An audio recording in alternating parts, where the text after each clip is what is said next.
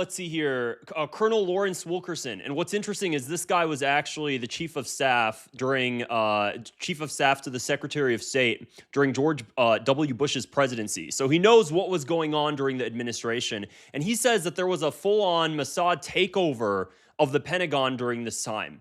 And I mean, this guy was in it. He was experiencing it. He saw what was going on. So take a listen to this and let's talk about it. And it's unquestionable that the Epstein business was heavily influenced, let me put it that way, by Mossad. And so that's somehow emblematic on these huge geopolitical issues.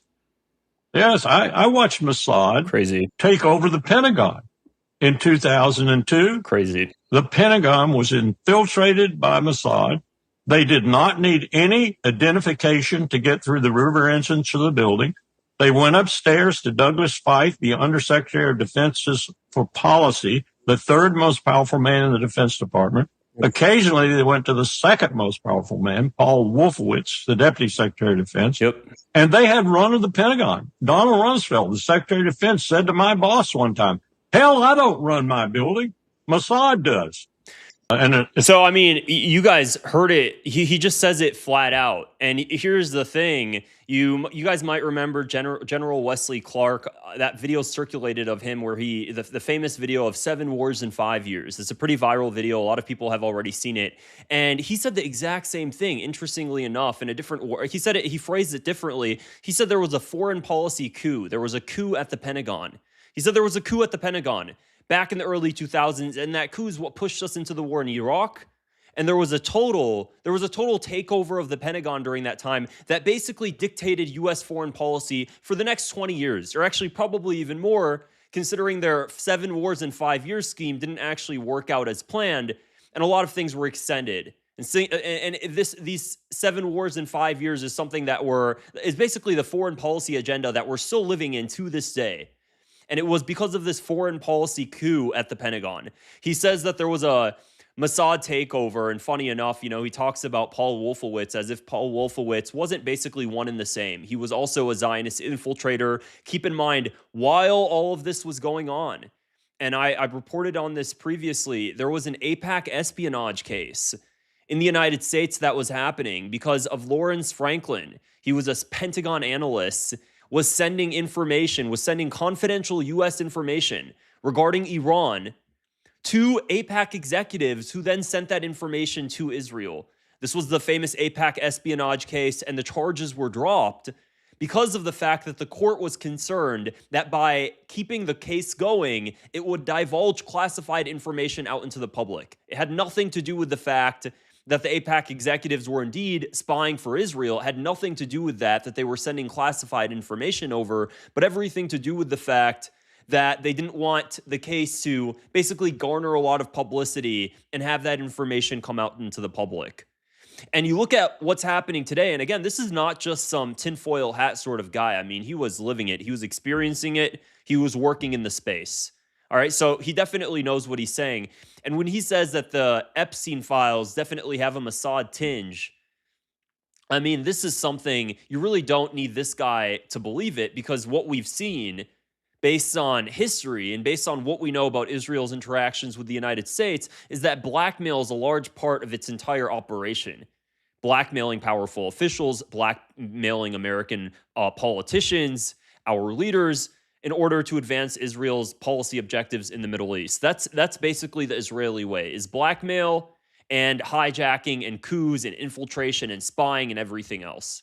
And this guy's coming out publicly and stating that. Here's another clip that I wanted to share with you guys regarding how it really doesn't matter whether it's the left or the right. Both end up serving Israel, and a lot of it is because of this. On the claims made by the CIA, claims made by the CIA which you criticized at the time in the 90s. Can we compare that to the politicized nature of intelligence being used in this Trump administration under John Ratcliffe and Tulsi Gabbard as head of DNI? It's much worse now because you have these mediocre people in control of important government agencies. Absolutely. But there was tremendous politicization in the 1980s of the Soviet Union, making the Soviet Union look stronger than it really was in order to justify a defense buildup that Reagan wanted in the early 1990s 80s. And this is why I testified against Robert Gates in 1991. Politicization You're saying it's is worse bad. now. And How do you know it's The Department of Homeland Security, the CIA. Have you ever seen a cabinet in the United States of such mediocrity, of such venality? I haven't. And I've studied American diplomatic history, that my PhD is in that field. Nothing compares to what is going on now. And a lot of damage is being done to the United States and to the Constitution. Figures that aren't important in terms of real history as far as I'm concerned. I'm making a point about Israel there. But then for all this degradation, as you yourself said in part one, Israel gets what it wants from the United States. It gets it from Democratic presidents and from Republican presidents. Barack Obama never should have signed that 10-year, $40 billion arms aid agreement because they treated Obama so shabbily in the first place. So, I mean, he said it himself. And again, this is a CIA whistleblower, Professor Melvin Goodman. You really don't need these people to say something that we already kind of know. And I see Philip Blair, he said, nope, I'm assuming you refer to Obama's arm deal. Probably one of the most disastrous things because it set a precedent that basically U.S. administrations, we just have to basically kind of, just give as much money to Israel, as much military backing as the Israelis want. Really doesn't matter how they act, what they do in the Middle East, even if they act in a way that's disastrous to U.S. foreign policy objectives. It doesn't matter because ultimately Israel gets what everything wants. And, for the longest time, I would talk about how Israel's actions are disastrous for America because there actually used to be a distinction. There used to be a distinction between what Israel wants and what America wants. And now because of the occupation of the U.S. government, it really is an occupation at this point, the interests of America and Israel, even if America would have had differing interests for its own country, it feels like they're one and the same country at this point. It really does feel like that. It's hard to see nowadays when there would actually be a difference between Israel and the United States based on what the administrations do, regardless of what's an actual America First standpoint, because they feel like they're both the same country. They act in the same way. All of our politicians speak in a way that makes it seem like they're one and the same. I mean, Nancy Pelosi, she talked about if the entire U.S. Congress crumbled to the ground, the only thing that would remain standing is commitment to and support of Israel.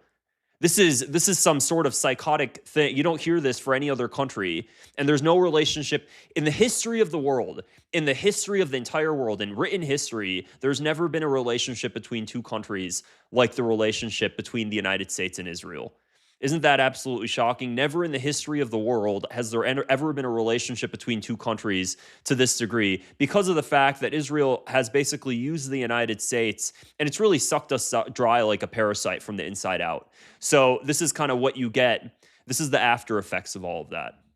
But anyways, aside from that, to the index of other news, so you guys might have already seen on social media, or this is just starting to circulate now, and these are some pretty interesting developments. The Ayatollah Khamenei posted earlier today, and he's putting out threats to the United States. So I want to read them to you guys, and let's dissect it because U.S. officials, of course, have also started talking about this, and why is it even going on? Why is this all happening?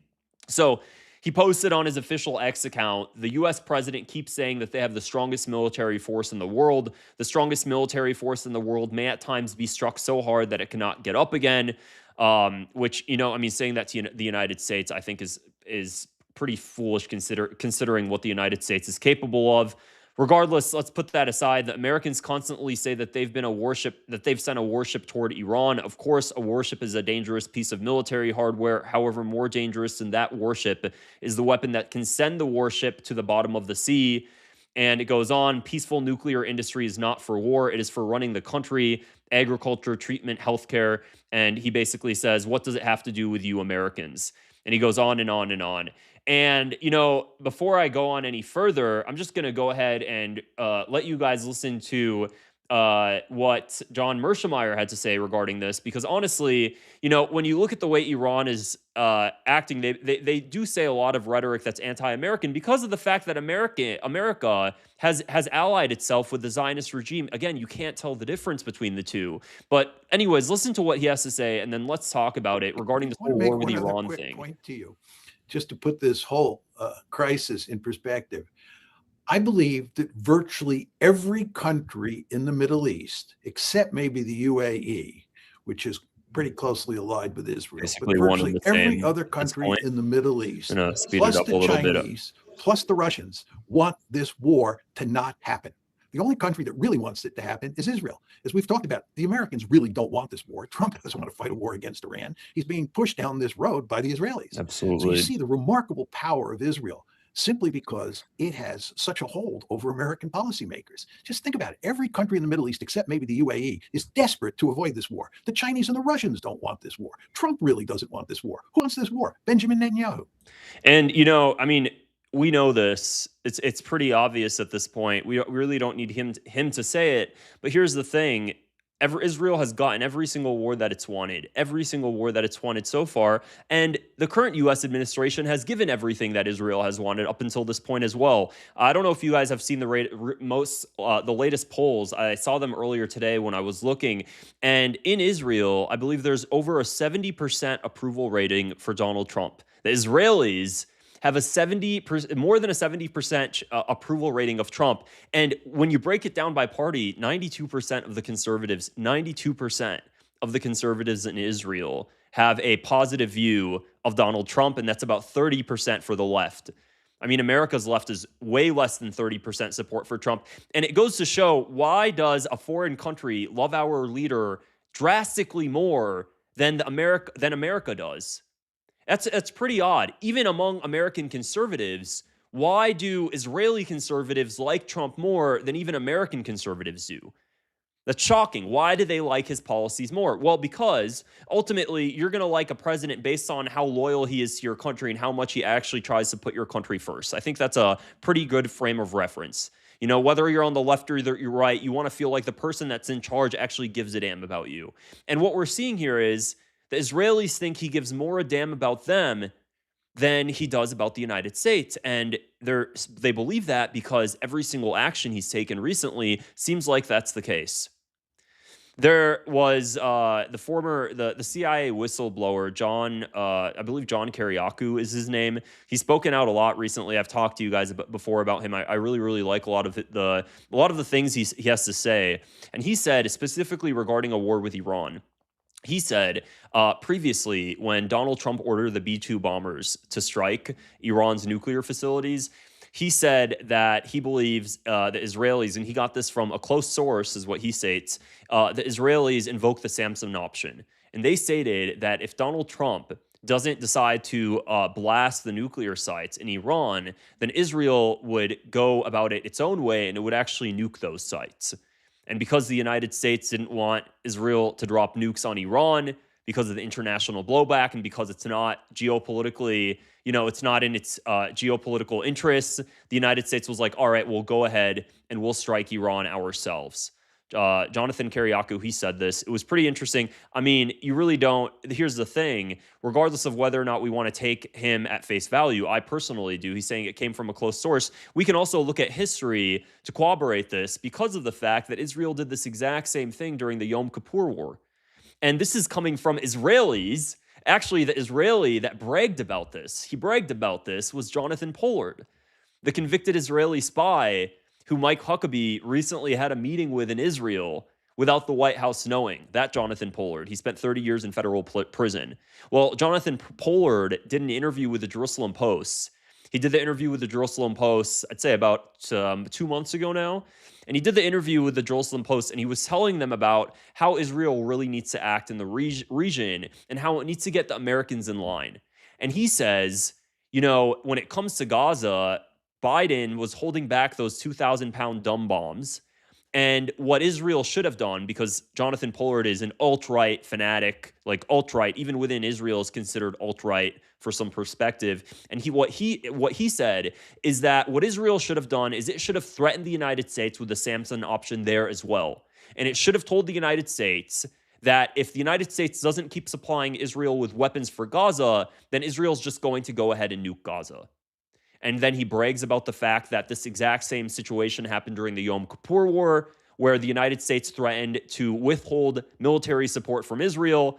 And then the Israelis told the United States, hey, use your satellites to take a good look at what's happening and what's on the runway, on the Israeli runway. And you saw an Israeli fighter jet with some unconventional weapons underneath its wings. That's how he put it. And he basically said, if the U.S. doesn't do what we want, we're just going to nuke the region. Here's what I'm going to say. Why don't we just, I mean, I hate to say it. I hate to say it, but at some point, why does the United States have to be in charge of take the responsibility for Israel's actions and basically take the threats on? I mean, it's a tough situation. If you were the United States president, Israel said, if you don't do this, I'm going to nuke this country, or I'm going to nuke them. And you have to kind of believe that they actually mean it, because Jonathan Pollard was talking about how they should go through with it, that they 100% mean it. I've played that clip a few times. You know, when you hear that coming from these sort of people, and you start to really understand, wow, there's really no limits to their depravity. And also, they're willing to blow up the entire region, unlike anything we've seen before. Then the level of blackmail goes beyond, okay, it's just Epstein files, or, well, not just Epstein files, but it's Epstein files, and it's the Congress. And now they're also using weapon blackmail. They have it really figured out from every angle. And it's funny because, you know, the United States is supposed to be this big, large country that's supplying this tiny country, but this tiny country has basically taken over every single aspect of the U.S. government. And it's really figured out how to make us its lapdog. So that's it's shocking. It's shocking to see. And now what we're going to start to see play out is the same sort of thing. You know, the first colonel said, oh, well, we think it was, you know, we think that the Epstein files have something to do with this, and they're playing into this whole war with Iran thing. And it goes much, much deeper than that. So we'll see how things unfold moving forward. But I want to go ahead and show you something else, because guess what? If the Israelis actually end up defeating Iran and they get what they really, really want, well, it's not like there's going to be peace, because as we know, Israelis are never satisfied. They're never satisfied. The Israeli government has an expansionist policy, and any country that gets anywhere near as powerful as Israel, well, that's going to cause a problem for the Israelis, especially if they're in the region or nearby. And that country currently that the Israelis are already starting to hype up alarm against is Turkey. So this was just posted recently, I believe today. Let's see, it was posted exactly today. And this is pretty shocking. And I've actually, I said this myself. I said, guys, you know, look out, watch. If and when Iran does fall, the next boogeyman is going to be Turkey and ISIS. And I said that very clear. And I have two very good reasons for why I believed it was going to be both Turkey and ISIS as the next big boogeyman that Israel is going to start talking about. So former Israeli Prime Minister Bennett warns that Turkey poses a new threat. I must tell the truth. Israel's current leadership divided us and is dividing us now more than ever. And he basically says it's the new, he flat out says it's the new Iran. Former Prime Minister Naftali Bennett on Tuesday addressed the 2026 Conference of Presidents, and he stated that, warning that Turkey President Erdogan poses a new strategic threat to Israel. He described Erdogan as a sophisticated and dangerous adversary who wants to surround Israel, and cautioned that the country must not turn a blind eye again. He highlighted describing the growing axis of concern in the region, linking Turkey, Qatar, the Muslim Brotherhood with Pakistani nuclear capabilities, saying the alliance is tempting to incite hostility against Israel, including influence in Saudi Arabia. And he says it's similar. They are feeding a new monstrous axis of the Muslim Brotherhood, similar to the Iranian one. All right, so before Iran's even gone, they're already figuring out what's going to be the new boogeyman and how do we stop this. Now, it's so interesting. There's a reason right now that Israelis are starting to feel worrisome. Israeli officials are starting to feel concerned about Turkey. And the reason that's the case is because right now what we're starting to see happen, there's already, this military defense pact that's, underway and being negotiated between Turkey, Saudi Arabia, and Pakistan. And this was already setting the Israelis off. Actually, Netanyahu himself said, Netanyahu and the president of Israel, Isaac Herzog, both said, why the hell is Saudi Arabia starting to get more aligned with Turkey? We don't like this. Last week, I also reported, and I was showing you guys a lot of footage. I actually showed you guys an article because if you're keeping up right now with what's happening inside Saudi Arabia, we're starting to see Saudi Arabian officials and journalists starting to put out comments that are pretty anti-Israel. It's honestly wonderful to see. There was that one article that was circulating about a couple weeks ago now, and it was against the UAE. And this all does tie back exactly why Turkey is the next boogeyman, because what's basically happening is that in Saudi Arabia, there's tensions between Saudi Arabia and the UAE over Yemen. Previously touched on that. We don't need to get into that too much in detail right now, but just understand there's tensions. Well, guess what? The UAE, the United Arab Emirates, is basically a Trojan horse in the Middle East for Israeli interests. So, of course, if there's that sort of tension, and Israeli interests come into play, which is also, analogous to the UAE and Yemen, then so the Saudis are starting to have this tension or this redirect in priorities against Israel. And Saudi officials have even said they have no interest in normalizing with Israel until Israel begins to act like a normal country that follows international law. This was coming from, I believe, a Saudi Arabian official. We have no interest in normalizing until Israel starts acting like a normal country. So because of that, what Saudi Arabia started to recognize is, oh, wait, normalizing with Israel probably is not a good idea, because ultimately it's going to come back to bite us one day. And it's better we actually take a different strategic route. So they started focusing on, okay, well, why don't we align more with Turkey? That pissed the Israelis off, because now what you're starting to see is there's a new axis. And guess what? Pakistan has nuclear capabilities, which is why he stated here he's concerned because Pakistan is nuclear armed. He really doesn't want this new axis to form. How soon? And I'm going to put this out right now. How soon do you want to bet we're going to start hearing articles coming from the Jewish News Syndicate, coming from the ADL, coming from all of these Zionist New York Posts, and they're going to start calling it the new axis of terror, the Turkey, Saudi, Pakistani axis. I'm certain that we're going to start seeing that happen soon. And I did an interview previously with Elena Xenophontos. You guys remember her? She is the Cypriot geopolitical analyst. She lives in Cyprus right now. And she was talking about how northern Cyprus is occupied by the Turks. The Turks control northern Cyprus. And she was also talking about how there's an Israeli colonization of the region. Well, during that interview with her, what we learned and what we were talking about is how the Israelis are really trying to boot the Turks out of Cyprus. They don't like how the Turks are right there. Cyprus is 65 miles away from the West Bank, from Palestine. They don't like how Turkey is so close and has that sort of flank. And Cyprus doesn't get discussed enough when it comes to geopolitical strategy, because they really want to have Cyprus as that base in the sea. And Turkey's really not Israel's really not enjoying this new kind of Turkish hegemony that it wants to kind of put in the region. So now they're going to start branding it as the new axis of terror. This is kind of the Israeli way. So right now we're just starting to see him, casually mention it a little bit here and there. And what you're going to start to see is this is going to really ramp up. Especially if and when Iran does have some sort of, chaotic fall, if that happens. I'm not stating my opinion on that, but if it does happen, the next big boogeyman is going to be Turkey. And Israeli propagandists on social media, I can't remember, what's that girl? I think she's, that Iranian Jewish Zionist that's on social media.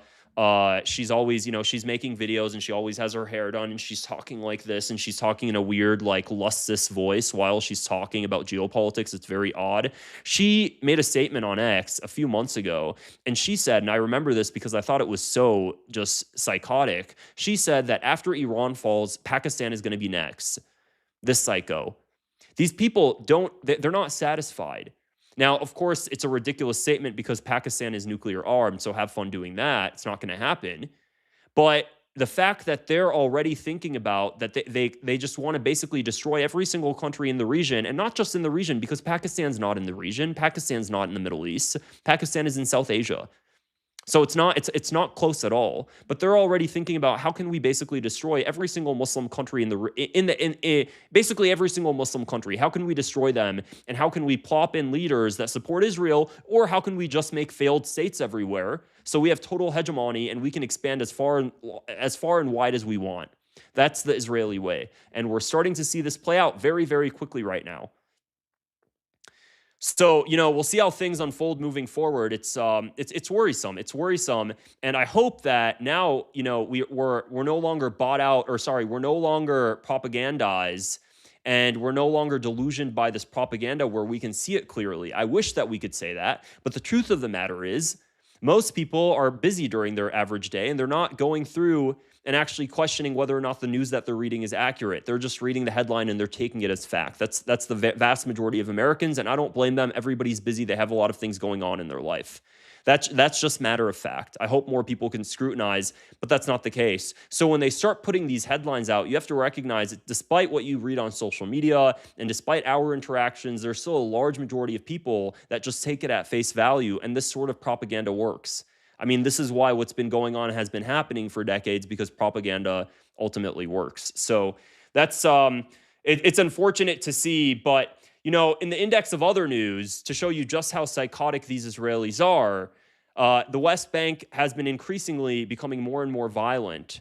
And this is honestly really tragic and just disgusting, and shows the level of fanaticism among these radical religious Zionist settlers in the occupied West Bank. So today, 75 sheep were killed in the occupied West Bank. They were burned alive. And there's a full video here. I don't want to show it. I'm sure I'm going to probably have to blur this part out when I show this YouTube clip. They were completely burned alive, torched by settlers. They went in. This is a Palestinian's land, and they were his sheep, of course, his herd of sheep. And they went into a Palestinian farm in Hebron, and they set them all on fire. And it's honestly a really gruesome footage, just seeing all of these sheep burn alive. This is kind of the Israeli way. This is kind of what they do. This is what they do. These are what the settlers do. They're religious fanatics, and they want to figure out, how can we, one, get these Palestinians to leave their land? And if that doesn't work, or we can't do that right away, well, how do we make them want to leave their land? Well, we're going to go ahead and destroy their livelihood. We're going to burn their sheep. We're going to murder their flock. We're going to make sure that they can't generate any revenue.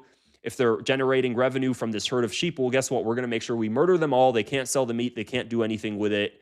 They can't milk them. They're gone. This is kind of the Israeli way, and they've been doing this. And for those who don't know the way the West Bank kind of works, let me explain it to you. There are Bedouin, which is basically more like nomadic people in the West Bank, or they live kind of out in the outskirts, more in the outside of the villages even.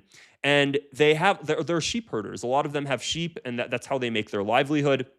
And what these settlers will do, not just the settlers, the Israeli government as well, is they're not focused right now, at least. I think something very bad and big is coming in the future, unfortunately. But right now, they're not focused on expelling the Palestinians out in the West Bank in a mass exodus. Right now, what they're focused on is expelling Palestinians from the rural areas and condensing them into villages, and then pushing those villages out until they're in bigger towns, and basically creating South African Bantustans. That's exactly what the Israelis want. That's already what's happening. There's South African Bantustans in Palestine. They chop it up like a Swiss cheese. They make sure Palestinians are all in the valleys, that the Israeli Jewish settlers have them hilltops. They have their M16s. They're looking down on Palestinians, and they put checkpoints on every access point leaving the valley. So you basically have a population of people surrounded on all sides by hills, with settlers on the top of the hills and checkpoints leaving the exit points of the hills. That's the Israeli way. And the way that they do that is by shoving them out, by doing stuff like this. Now, I previously talked about this, and it's funny because when you bring certain things up, they'll go ahead and say that those statements are anti-Semitic, because Israelis, one of the routine ways they like to destroy the lives of Palestinians, honestly, is by poisoning their water. So Israelis have they're very big on poisoning Palestinian wells. So what they'll do, and this started even before Israel's existence, in 1947, there was actually an operation called Cast Thy Bread, where they poisoned Palestinian wells with typhoid bacteria. This is well laid out, and the Israelis admitted it in their own military doctrine that was released. It was admitted last year. It's called Operation Cast Thy Bread. And even until today, however, they might not be using typhoid bacteria, but what they are doing is they're grabbing dead animal carcasses and they're just dumping the carcasses in Palestinian wells. This is not a one-off thing. This is happening consistently. I should have pulled up there. When I say dozens of articles, just search up Israelis poisoning Palestinians' wells on Google in the West Bank, and you'll see dozens of articles populate. Confirmed, case after case after case, video after video, footage after footage of dead animal carcasses in Palestinian water wells to poison the wells, so that way Palestinians don't have any drinkable water. It forces them to leave. That's kind of what the Israelis do. Or the Israelis will piss in the wells, will defecate in the wells. There's really no limit to what they'll do. Another thing that they love to do and this is something that I witnessed when I was visiting my family in the West Bank back in 2022, is they like to rerun their sewage lines so that way they come down from the hilltops and they fall on Palestinian villages. So if there's a hilltop settlement like Yitzhar or whatever else, and they have a sewage line or they just have, wastewater, instead of having the wastewater go down, and out and go down the correct path, what they'll do is they'll just reroute the sewage and have an open pipe just, flood Palestinian fields with just defecation. They get off on that. They laugh at it, they mock Palestinians. That's kind of what they do. And it's basically another sort of power move where they flex. We control every aspect of your life. We can do whatever we want to you. Even if we want to just openly defecate on your property, it doesn't matter. We want to basically destroy your entire spirits. There was a video that's this is an old video, it's probably 10 years old, but it still circulates every now and then because it's just really sad. And it's awakening to kind of hear it come directly from a former IDF soldier. And he's a former IDF soldier. Now he's an anti-Zionist who speaks out, and he's an anti-apartheid activist because of what he experienced. And he was talking about that when he was in the IDF, working in the occupied West Bank, one of the things the sergeants would tell the soldiers is that you have to destroy their spirits. You have to destroy the spirits of the Palestinians. So every single day, what they would do, or every single evening, they would go to a village randomly in the middle of the night, in Hebron especially, which is exactly where this took place. And when they're in Hebron, what they're going to go ahead and do is they're going to go into Palestinians' houses in the middle of the night. They're banging on stuff. They're waking them up. They're terrifying them. They might take a young boy. They'll do whatever they want to do. And they basically just destroy their house. And they do it all in the effort to subjugate them, to basically destroy their spirits, to destroy their livelihood, to make them feel like they're consistently being watched. They have no sense of freedom, that Israeli Big Brother is always watching you. Recently, there was footage of Israeli settlers spitting on Palestinian Christians in Bethlehem. This was probably just a week and a half ago. And when that footage came out, it was going viral again. And there was other photos. If you guys saw the footage, let me know, or the picture. There was a picture of dozens and dozens of security cameras on the floor that were pulled out, and they were dropped on the floor in houses. And I posted that photo. And what the IDF did after that footage went viral in Bethlehem is they responded by grabbing and breaking off the security cameras of every Palestinian home in Bethlehem on that street. So that way they can no longer garner footage of what the settlers are doing. So instead of trying to stop the problem, what they decided to do is just destroy the security cameras that were capturing that footage. And this is something you'll see routinely, where Israelis will put out big signs all across the West Bank. They'll put out flyers and everything else, and it literally has an eye symbol on it, like the Big Brother eye symbol, the red eye that's watching you. And it says Israeli Big Brother. Posting what's happening on social media could be a criminal offense. So you better not post. And they brag about it. They'll tell you, just don't post. We'll murder you. It's a criminal offense. We'll charge you. We'll do whatever else. We don't want the world to know the truth. So we're going to make sure that these Palestinians basically just stay shut. Don't say anything while this is all going on. It's disgusting. It's disgusting, and we still continue to support it because our media never want to touches on this sort of stuff.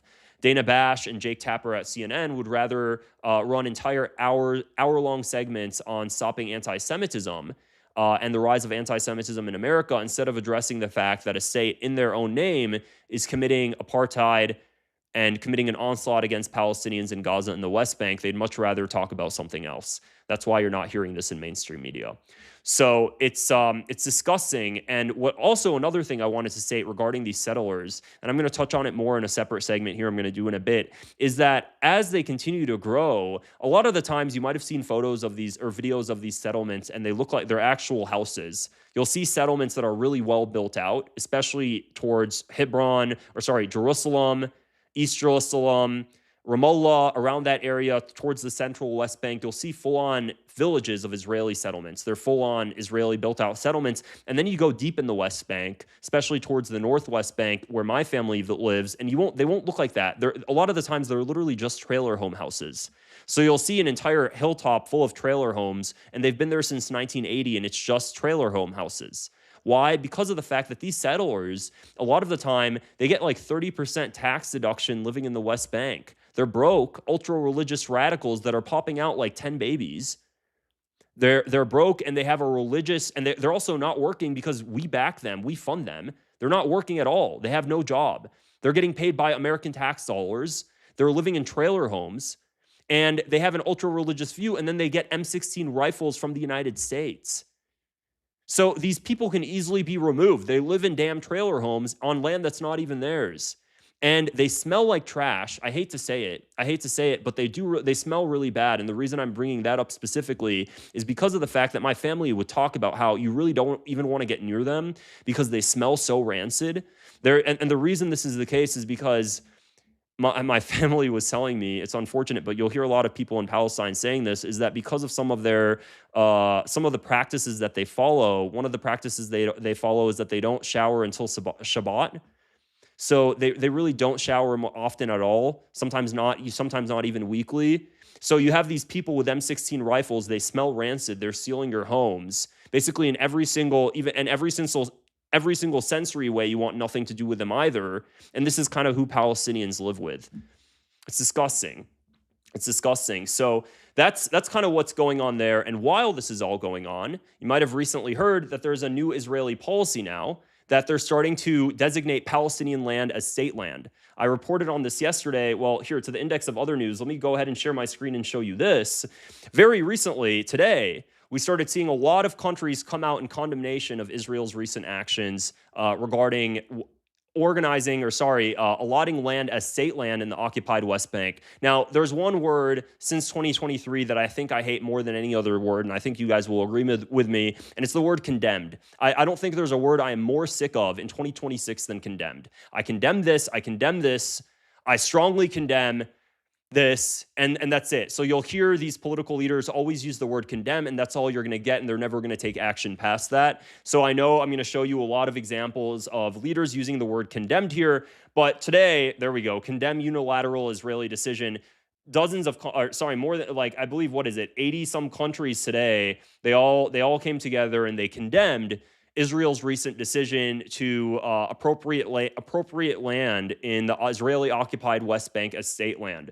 So they condemned the unilateral Israeli decision and measures aimed at expanding Israel's unlawful presence in the occupied West Bank, oppose any form of annexation, reject all measures aimed at altering the demographic composition. All of these things are already happening. They talk about opposing any form of annexation. It's already de facto annexation. So I'm going to read the rest of this, but before I do, I want to show you how the Israelis responded. So the Israeli Foreign Ministry posted this today. And first off, it's all BS lies, but you'll never see a community note on an Israeli post because Israeli bot farms are working very, very hard to make sure that no Israeli post ever gets community noted. They'll keep downvoting that. And it says, under existing agreements between Israel and the Palestinian Authority, Area C remains under Israeli administrative and civil authority. Despite this clear framework, the Palestinian Authority is advancing illegal land registration. Palestinians are advancing illegal land registration on their own land. That's basically what they're just stating in a blatant violation of the signed agreement. This attached map published by the Palestinian Authority itself illustrates this. Do not turn a blind eye to the PA's contraventions. So again, just total bullshit. They love to lie. Oslo Accords explicitly state that the Area C was supposed to be gradually handed over to the Palestinian Authority to build a state. It also explicitly states that Israel will not annex it. So as usual, Israel is lying and violating its agreement it signed. Of course, though, we already know the Israelis don't care. They don't care because they don't want a Palestinian state. I showed it previously, and every single time I look at this video footage, I get absolutely shocked because it's shocking to read. This happened back last year. You guys might remember the video footage of when the entire Muslim world came together and they stated, you know what, we're going to go ahead and just unilaterally recognize Israel right now. 57 Muslim countries, they said, we're going to go ahead and unilaterally recognize Israel right now if it recognizes the state of Palestine, and they rejected it. Do you guys a Muslim Arab Committee mandated by 57 Arab and Muslim countries. And I can tell you here, very unequivocally, all of us are willing to, right now, guarantee the security of Israel in the context of Israel ending the occupation and allowing for the emergence of a Palestinian state, independent state. He is creating that danger because he simply does not want the two-state solution. Can you ask the Israeli officials, what is their end game? So other than just wars and wars and wars. Ask any Israeli official, what is their plan for peace? You'll get nothing, because they're only thinking of the first step. We're going to go destroy Gaza, inflame the West Bank, destroy Lebanon. So, I mean, that's kind of the Israeli way. They don't want to say it. We know that at this point. It's very obvious. They don't want to say it. So this is kind of the Israeli way. They're just going to destroy and inflame the entire region. So all of these countries came out, and, the United States is directly tied to all of this.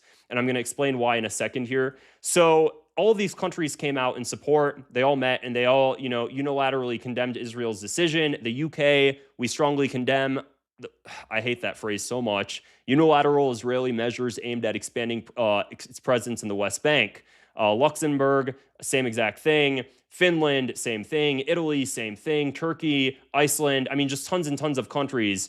Spain strongly condemns Israel's decision to register large areas of the West Bank as state land, and they all reaffirm a two-state solution. Austria, all of them, they're saying the exact same thing. Switzerland, whatever, you get it. Germany even, and Germany is basically Israel's butt buddy in the region, aside from the United States, basically all the two together, along with Argentina. So we're seeing all of these countries strongly condemn, but they're letting it go on. They're letting it go on. So if they strongly condemn it so much, then why don't they go ahead and actually take action to stop it? Why are they all meeting here together? They're going to go ahead and strongly condemn something. They're not actually going to take action. What's the point? And then what's so disgusting about all of this is, you guys might have seen, I can't remember, I don't even know which UK official. It truly just irritated me a bit, because it was a UK official, and he said, under our UK party, I believe he said Reform or something. He said, under our party, we're not going to accept one Palestinian refugee. It's just too dangerous. Good. Don't accept any Palestinian refugees. Just continue to condemn the sort of stuff Israel is doing, but not actually taking action before you cause the ensuing refugee crisis that you're so against accepting. There's no recognition from this. And I want to say it's just, Europe's problem. But the truth of the matter is, ultimately, this all comes back to one country, and it's really the United States. And I live in America. I love America. I hate the government. I think most Americans will all agree with me there. And here's the thing: the United States, one of these really big players here, is the new U.S. Special Envoy to combat anti-Semitism. His name is Yehuda Kaplan. I showed a lot of videos of him. He has the beard, Yehuda Kaplan. And Yehuda Kaplan, along with Mike Huckabee, and of course President Donald Trump, and Lindsey Graham, they really do kind of work. Lindsey Graham, Yehuda Kaplan, Mike Huckabee especially, these three, they really work together. And what they'll do is any time one of these countries in the EU decides, enough is enough, we're going to take a stand, we're going to sanction Israel, or we're not going to, no country has even went that far yet, we're going to take action to stop engaging in financial transactions with Israeli settlements, any sort of Israeli settlement policy, any sort of boycott, divestment, sanctions resolution, anything, even if it's just focused on the West Bank. Yehuda Kaplan, Mike Huckabee, Lindsey Graham, those three will start working in overdrive. Looks like as if they took a line of cocaine. They'll start working in overdrive, and what they're going to go ahead and do is get every single U.S. congressman on board. Of course, the AIPAC lobby doing that alongside, especially. And they're going to get every single congressman on board. They're going to start threatening that country. And once they threaten that country, they're going to tell that country, we're going to go ahead and take economic action against you. We might sanction you. We might do whatever else until you stop and you flatline this resolution that you guys are trying to propose, because it's anti-Semitic. It's anti-Semitic, they'll say. They'll state that taking action against Israel's policies to steal Palestinian land, that's anti-Semitic. You can't do that. Let me see if I still have the photo saved here. It doesn't look like I do. I had a photo of 20 different tweets almost from different U.S. congressmen, all the same tweet, 20 different U.S. congressmen threatening Ireland this past summer because Ireland pushed the resolution to stop engaging with financial transactions with illegal Israeli settlements in the occupied West Bank. Okay, So this is kind of what's going on now. Does that mean that, this is it and we just kind of have to accept it? No. What I think should happen and what I hope will happen, and I think that if more people in the EU really push, I think we can see some sort of positive action towards this, is that what we've seen recently is we'll see it at like one country at a time. We'll see Ireland take action, we'll see Spain take action, but they're not working together, so it's very, very difficult, because if one country takes action, it's very easy for the United States to threaten that country. If two countries took action, it might still be easy for the United States to threaten those countries. But what happens when you start to have 3 European countries or 4 European countries or 5 European countries take action, and they do it so collectively and they do it so in sync, in concert? Well, at that point, it becomes a lot harder, because then there's going to be some U.S. blowback as well. U.S. taking action against 5 European countries for its policies against Israeli settlements in the occupied West Bank, that becomes a little bit harder than the United States threatening just one country at a time. And that's going to lead to a lot of problems in Congress too, because ultimately it hits back at the United States. So what if we start seeing more concerted effort between EU countries, because the EU collectively is not going to take action against what Israel is doing in the West Bank? We have Germany in the EU. They continuously, shut down any idea of totally sanctioning Israel. But what if we just started to see countries form small pacts and work together to take action against Israel in the West Bank? I hope that's what we start to see. I think there's already initiatives to work in that direction. It's a lot harder. There's a lot of dynamics at play. But ultimately, the only thing that's going to stop all of this from happening is sanctions against Israel. There's really no other way.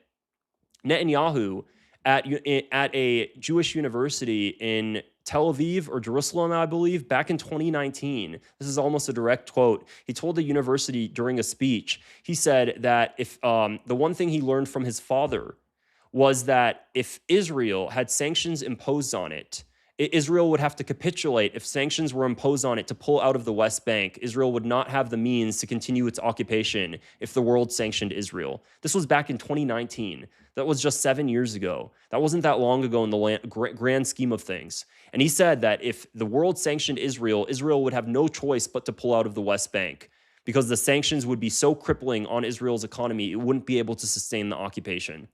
And the Israelis know this, which is why they freak out all the time whenever somebody brings up BDS, boycott, divestment, and sanctions against Israel. That's why there's laws in the United States, in 37 different states, to stop taking action against sanctioning Israel. If you try to boycott Israel in 37 different states, well, you might not be able to get a government contract. 37 states now. There was that disaster going on over the summer as well regarding FEMA funding for states and cities that decide to boycott Israel. It all goes back to this one fundamental thing, that Israel specifically, being such a tiny country, handling such a massive occupation, would cripple to sanctions immediately almost. And because of that, the Israelis decided the best way to stop that from ever happening is to basically control and change our laws in the United States to make it illegal to even boycott Israel, and to have the United States threaten EU allies that decide to boycott Israel to make sure that those sanctions are never imposed. I hope that people, start to wake up, and this nightmare doesn't go on forever. But this is kind of why there's all these diplomatic levers that Israel has really taken full control of that make it very, very difficult to stop this ongoing occupation, this ongoing land theft in the occupied West Bank. So, aside from that, in the index of other news, another lady that's just unfortunately been basically Israel's primary target, especially recently. This is really unfortunate. Francisca Albanese, she works with the UN, and she's been a massive advocate for Palestine, always sticking up. She's been sanctioned by the United States because of the fact that she called out American companies that are complicit in Israel's genocide in Gaza. Well, Israel now is trying to rebrand her. They're trying to rebrand her as an extremist. They're trying to rebrand her as a terrorist. And they're doing this because they're scared of her voice ultimately. And they're scared of the legitimacy that she has and the power that she has to do exactly what we were previously talking about, which is to push for governments to respond, for governments to take action against Israel, for governments to potentially sanction Israel's engagement in the occupied West Bank. So the best way that they know to stop this is they want to completely get her out of power. They want to destroy her life. That's why they were massively pushing the Trump administration to sanction her. Well, now their goal is to basically separate her and cut her off from the EU. They want to basically have EU countries condemn her statements that she's never said. She was under a lot of heat the past couple days because an Israeli clipped a line from her speech, posted it, and warped it as if she was saying something she was never saying to have countries condemn her. Because ultimately, what the Israelis want is they want to see her out of her role, and they want to see her unilaterally condemned so that way she couldn't push the initiatives that she's pushing, which is for countries across the EU to take action. This is another thing that the Israelis love to do. So the best way they know what to do is to, one, brand them as anti-Semitic. That's a big thing that Israelis love to do. If you take action against Israel, well, you're an anti-Semite now. And then the second massive thing is they want to go ahead and say that she's terrorist aligned. They're going to go ahead and lie, and they're going to say she's affiliated with extremist groups, which is absolutely ridiculous. So Israeli Foreign Ministry posted this, and they're also doing this exact same thing with my friend Guy Christensen. He's your favorite guy on social media. The guy's 20 years old. He's making videos on Palestine from his phone, and apparently now the Israelis are calling him an extremist. So Israeli Foreign Ministry stated Francisca Albanese is a rape denier, an anti-Semitic propagandist, and a Hamas mouthpiece. She must be dismissed. She repeatedly denied documented rape and sexual violence committed against Jewish women and men by Hamas. She justifies terror attacks against Israeli civilians at a Hamas event relayed by Iranian state media in 2022. All of this is BS, by the way. At the beginning of the month, she called Israel a common enemy of humanity. Also, just a straight-up blatant lie, echoing classic anti-Semitic tropes. Francisca Albanese, and they list all of this stuff. She must be dismiss Israel's foreign ministry. I mean, these people are flat out lying. They're freaking out. They're having a heart attack. But they consistently are just pushing this stuff, and they get away with it because most people are just not, most people will take things at face value. Oh, look, a government administration is saying it. We just have to believe them, and they're going to be able to get on board with this ridiculous campaign and just start calling her an extremist. This is kind of the Israeli way, and it works because what we've seen is every single time they want to do this, they actually end up coming out successful. This is a really, really old case. And it really hurts my heart because he's passed away now, is former U.S. Congressman, oh my gosh, now his name is slipping, James Traficant. And I made an entire series on James Traficant. I actually requested government documents from his case. And James Traficant was the U.S. congressman that was calling out Israel even before it was mainstream. So he was doing this back in the early 2000s, in the late 1990s. And James Traficant ended up getting charged for ridiculous counts that were it was all BS. And he stated himself multiple times that the reason he's in prison is because of AIPAC. He said that the Israeli lobby hated me so much, they went after me and they put me in prison. And they started lying about him in the media, started calling him an anti-Semite in the media.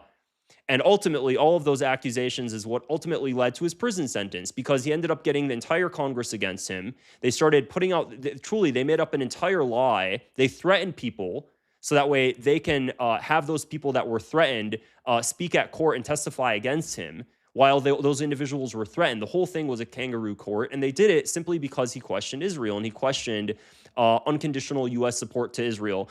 It's 2026 now, and it's a lot more...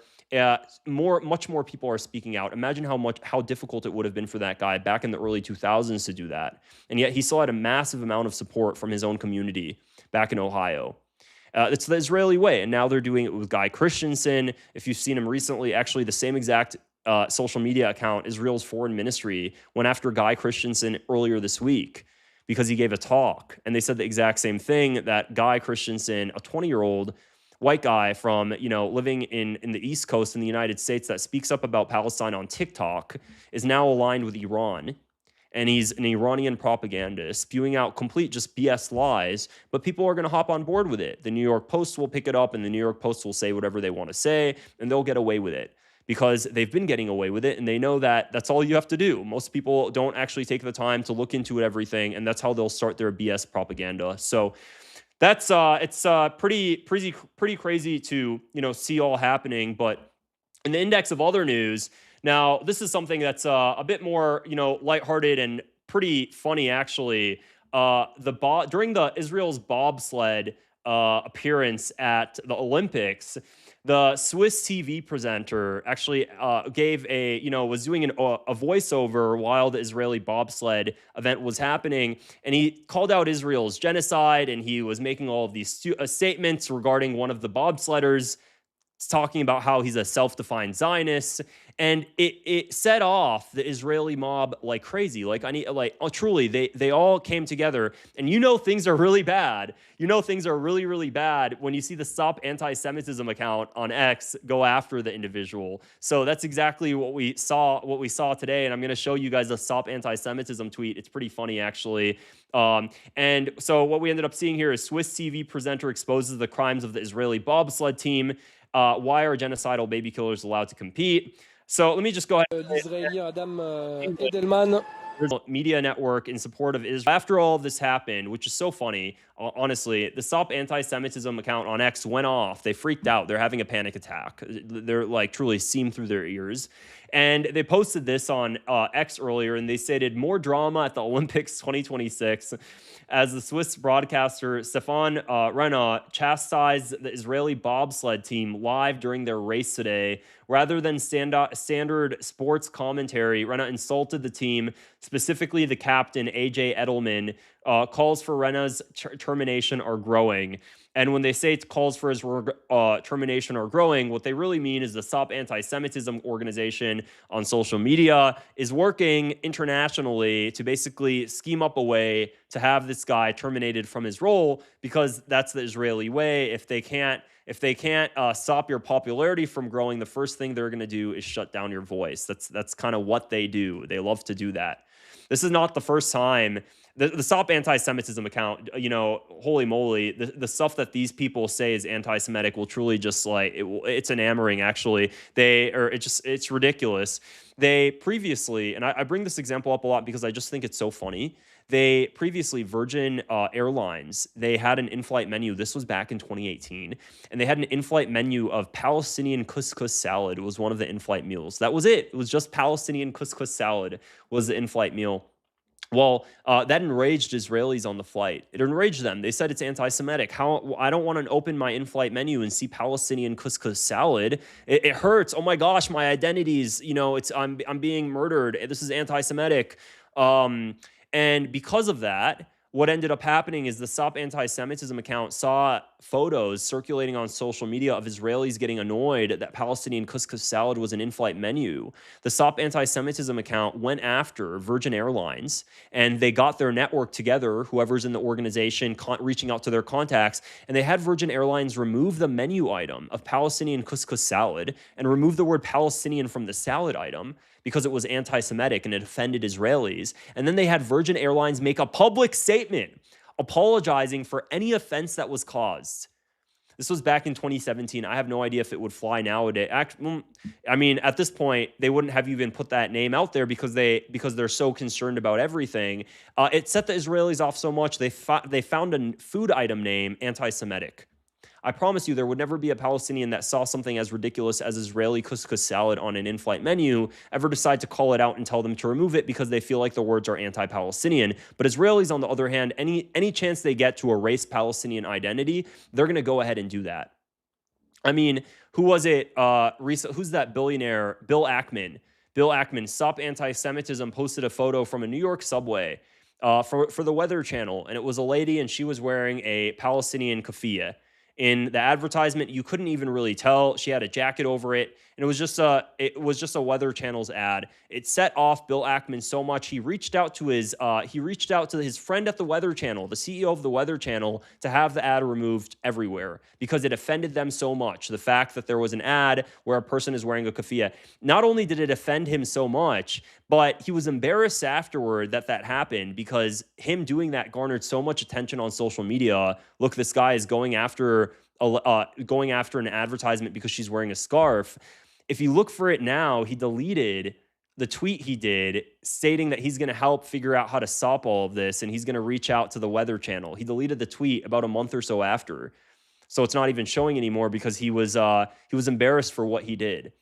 That's the Israeli way. This is kind of what they do. And then they cry and complain and everything else while they're doing all of this, while they have Meta on their side, removing things related to Palestine and everything else, while destroying the lives of journalists. There was also a journalist, and this happened 2 months ago. I think she was a UK journalist, a British journalist, and she talked about, and she simply used the word the Israeli-occupied West Bank. which is the correct term for the West Bank. It's Israeli-occupied West Bank. Well, the Anti-Defamation League freaked out.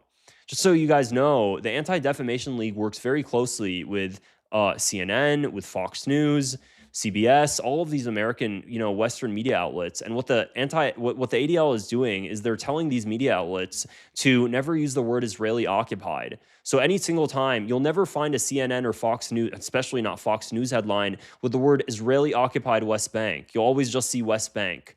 They specifically want to make sure they take out the word Israeli occupied, because they think that if they include the word too much, it's going to make people recognize, or even just occupied West Bank, they don't want it. So they have these news networks remove it. And there was a British journalist who correctly used the phrase Israeli-occupied West Bank. That's just a matter of facts on the ground.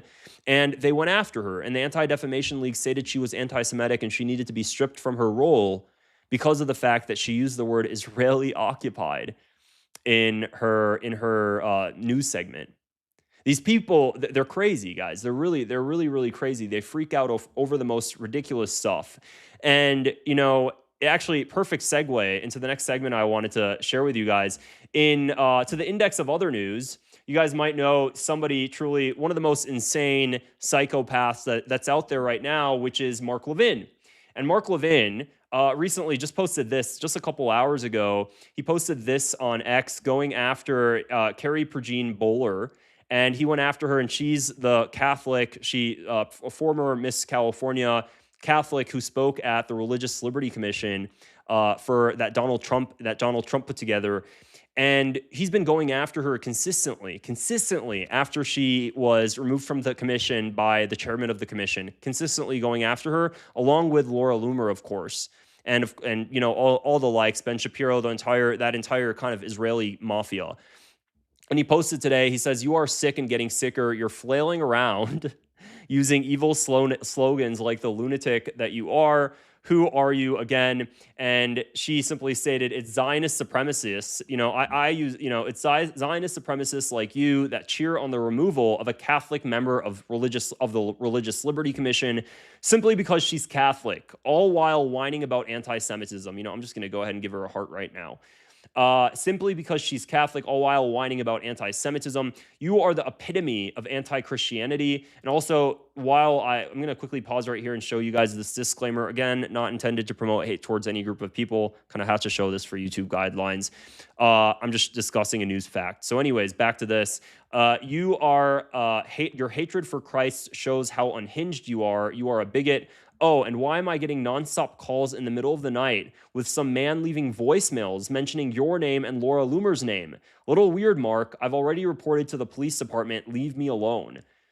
Crazy. It's Zionist supremacists like you that cheer on the removal of a Catholic member of the Religious Liberty Commission. So she'll go ahead and say, use the word Zionist supremacists. Norman Finkelstein, an anti-Zionist Jew, he uses the word Jewish supremacy. Regardless, and I've said this before. I mean, she's former Miss California. She's stunning. She's a conservative Catholic. So the reason I'm stating all of these descriptive facts, information about her, is because of the fact that she was removed from a commission, and this is kind of the epitome of what people would say is quote unquote white supremacy. She's this beautiful blonde white lady. Yet, despite that, she was kicked off the commission because of something else completely unrelated, which is why I think really it's time that what we ended up seeing is that Jewish supremacy, ultimately putting the interests of Zionism first, ended up superseding that.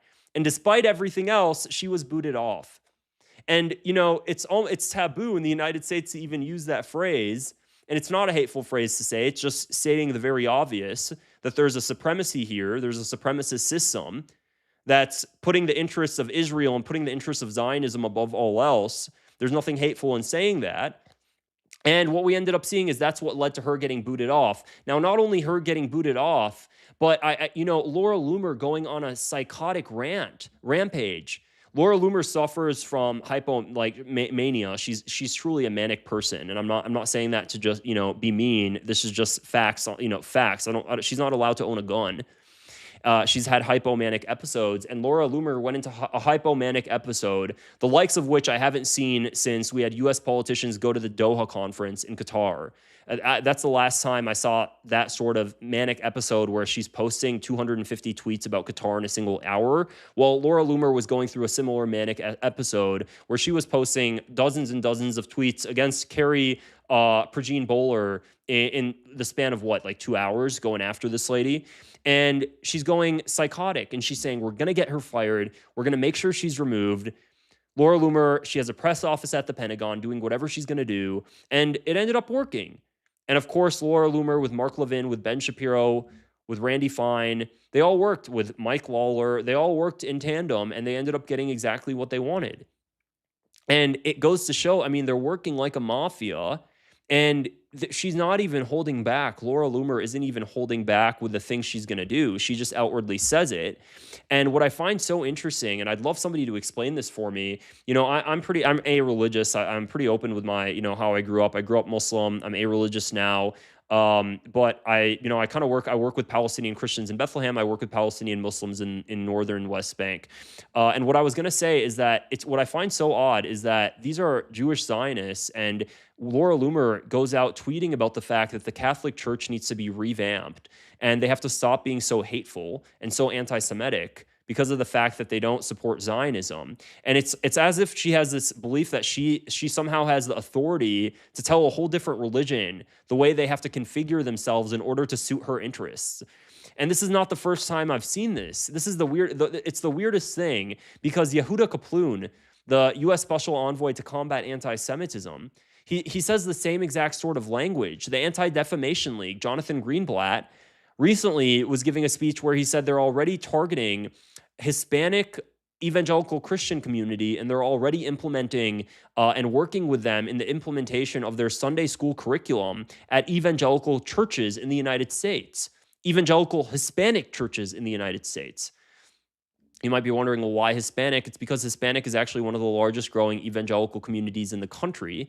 So they want to go ahead and target them right now. So the ADL is already working with their Sunday school curriculum. It's a very weird thing where we're seeing this imposition from one religious group on another about how their religion should be run, and they're getting away with it. And I find it so odd. I can't imagine any other religion telling another religion, this is how you have to act, and this is what we have to change about you. And that religion, you know, kind of just going about it.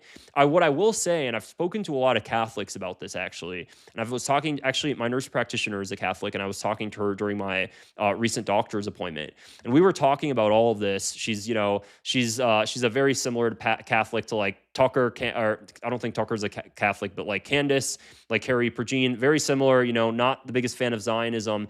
And she was telling me, well, you know, the Catholic Church, regardless of what everybody else says about it, the one thing that it does have is it does have a very, you know, it has a lot of structure to it. It's a lot harder to infiltrate than other, you know, sects of Christianity, which is why Zionism was able to take foothold so well in the evangelical community.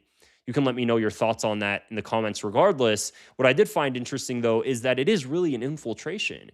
It is really an infiltration like anything. It's the level of, you know, organization they have when they do this. They're scouting and they're looking at which demographics in the United States are growing, and what, you know, subgroups within those demographics, and what are those demographics religions. The ADL has dozens and dozens of analysts working for them, analyzing this sort of data, looking at demographics in the United States, minority groups in the United States, figuring out which minority groups are going to be easier to impose Zionism within those minority groups, and they're working on it right now.